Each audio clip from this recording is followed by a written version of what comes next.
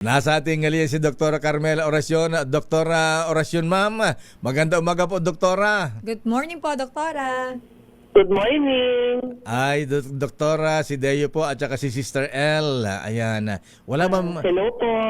Ayan pala si Doktora. Pwede bang i-focus yung picture ni Doktora Carmela Oracion? Ayan, oo. Ang mga Carmela talaga magaganda. Magaganda. Oo, ayan. Doktora Carmela Oracion, ma'am. Abay, totoo bang tatakbong presidente si Secretary Sani Angara? Siguro po, mabuti hintayin natin na siya ang magsabi at hintayin natin ang tamang panahon. Ay, aba, siya ng doktora, biro ko lang yan. Ay naman, Doktora, nung Lunes pa namin kami tumatawag sa DepEd. Ayan na. Gusto na malaman, Doktora, ano po ba ang rason na bakit ang DepEd po ay iminumungkahi ang trimester sa basic education, elementary hanggang senior high? Ano po ba ang mga bentahe, Doktora? Opo. Unang-una po, gusto ko pong liwanagin sana na gusto nating tawagin ito na 3-term school calendar or 3 grading period school calendar. Although convenient, ayaw po sana natin hayaan na mabansagan ito na trimester. Kasi ang trimester po ay nagkakaroon ng ibang kahulugan sa ibang lugar. Totoo po. Po ng sa college level. Ito pong initiative na 3-term school calendar ay naisip natin to organize the school year better. Ngayon po, meron tayong 4 quarters. Some of the quarters end up to be very short, perhaps the second or the third quarter because of class suspension. No? So, nagiging napakaikli po niyan. Pangalawa pong obserbasyon, ang atin pong instructional time and celebrations and curricular and extracurricular activities ay lagi pong naghahalo-halo at nagbabangga din. But for learning and teaching to be effective, we need focus. Gusto po natin na makapag-focus ang ating mga guro, ang ating mga mag-aaral sa mga asignatura during instruction time at makapag-focus din sa mga activities when we celebrate extracurricular or co-curricular activities. Ngayon po halo-halo. So divided ang attention ng mga guro, divided ang attention ng mga bata. So yan po yung mga mahahalagang dahilan kung bakit natin gustong i-reorganize ang school calendar natin. Ayan, tama po yung sabi nyo kanina, Dr. Carmela Oracion, na pagka sinabing trimester, iba ang konotasyon, gastos. Ayan, wala po bang dagdag gastos dito sa mga magulang, Dr. Oracion, ma'am? Opo. Ano po? Sorry. Wala po bang dagdag gastos sa mga magulang pagka trimester o mas mabuti ba dahil mas maaga silang graduate matapos sa kurso? Hindi po. Dahil po basic education tayo, yung school calendar natin, yung school year natin will remain. So wala pong karagdagang gastos para sa mga magulang ito. Ino-organize lang natin better.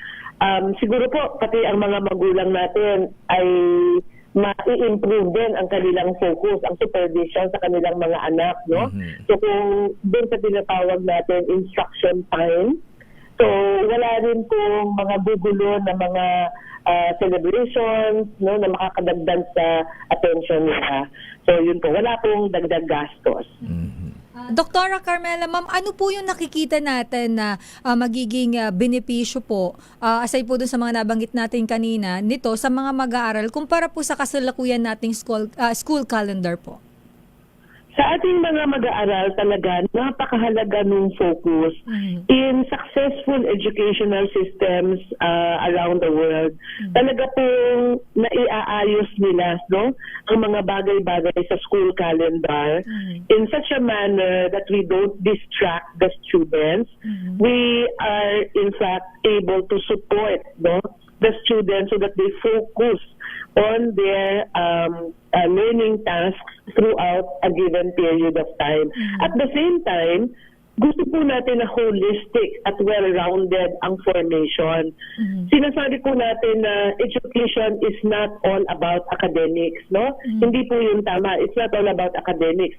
Importante din po ang co-curricular activities, ang mga activities nila sa clubs, ang mga extracurricular activities like varsity sports. Mahalaga po itong lahat. Kaya lang nga po, nagko-compete sila sa atensyon at oras ng mga bata, so they don't derive the full benefit of each of these formation activities. Sa pag-reorganize po natin ng school year, binibigyan natin ng opportunity na makapag-focus po, no, sa bawat isa sa mga ito. Doktora, ma'am, paano naman po, estudyante po na pag-uusapan natin, pero puntahan ko po yung pagdating po sa teachers at iba pa po pong mga non-teaching staff po, paano naman po maapektuhan yung kanilang workload at yung mga leave benefits din po nila? Okay, sa workload po ay workload per se, wala pong mababago. Sa mga benefits nila, wala pong mababago. Pero ang gusto po nating sabihin sa lahat ngayon na lumilitaw po sa ating mga consultation sessions, no? Very much welcome po ang move na to on the part of our teachers and school personnel. Sa teachers po natin, instead of preparing for examinations in 1 year, 3 po ang ihahanda nila. Instead of preparing grades 4 times in a school year, 3 times na lang po sila maghahanda ng mga grades and all the forms. Ganun din po yung ating non-teaching personnel. So, mababawasan po ang kanilang workload, and that's very significant, no, for teachers, as you hear from them. It's very significant a change, but it is a reduction in workload from 4 to 3, basically, without compromising quality of both teaching and learning. So yun po yung isang pinaka natingkad na benefit nito. Pero Dr. Oracion, ito'y under-study pa po, hindi pa po definite na implement na sa school year 26-27. Yes po, understudy, siguro 8 consultation sessions na tayo and many more are scheduled. Kaya lang po, sir, dito po sa consultation sessions, tumitingkad po yung pagnanais ng mga nakakausap naming mga punong guro at guro na ma-implement na.